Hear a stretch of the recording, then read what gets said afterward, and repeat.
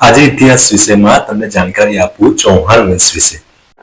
શાકંભરીના ચૌહાણો દંતકથા મુજબ આ જે ચૌહાણો એટલે કે ચાહમાનો આબુ પર્વત ઉપર ઋષિમુનિઓએ કરેલા તપમાંથી ઉત્પન્ન થયેલા રાજપૂતો હતા. તેઓ શરૂઆતમાં ગુર્જર પ્રતિહારોના સામંતો હતા. તેઓ રાજપૂતાના તેમજ ગુજરાતના પ્રદેશ પર શાસન કરતા હતા. પરંતુ 10મી સદીમાં ગુર્જર પ્રતિહારીઓની સત્તા જે નબળી પડતા તેઓ સ્વતંત્ર થયા. તેમના શાસનની મુખ્ય શાખાઓમાં પ્રતાપગઢ, નાડુલ અને સાંભર મુખ્ય ગણાય છે. સાંભર શાખાનું પાટનગર શાકંભરી હતું. આ શાકંભરીના ચૌહાણોએ 11મી સદીમાં મોહમ્મદ ગજનવીના આક્રમણોનો સફળતાપૂર્વક સામનો કર્યો. 12મી સદીમાં રાજા અજયરાજે અજયમેરુ એટલે કે અજમેર શહેર વસાવ્યું.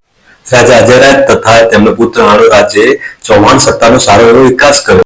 ગુજરાતના મહાન સોલંકી રાજવી સિદ્ધરાજ જયસિંહના પુત્રી કાંચન દેવીના લગ્ન સિદ્ધરાજ જયસિંહે અર્ણોરાજ સાથે કર્યા.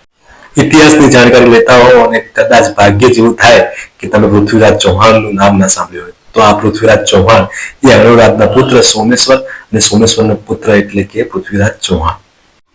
પૃથ્વીરાજ ચૌહાણ એ ચૌહાણ વંશમાં ખૂબ જ પરાક્રમી રાજા હતા. રાજકવિ ચંબરદાય એમના દરબારમાં એક સન્માનપૂર્ણ સ્થાન ધરાવતો હતો. 1151માં પૃથ્વીરાજ ચૌહાણે મોહમ્મદ ગોરીને પરાજય આપ્યો હતો.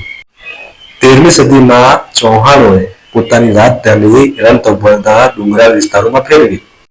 ઈસવીસન 1303ની અંદર અલાઉદ્દીન ખિલજીએ છેલ્લા રાજવી હમીરદેવને હરાવીને શાકંભરીમાંથી ચૌહાણ સત્તાનો અંત આણ્યો.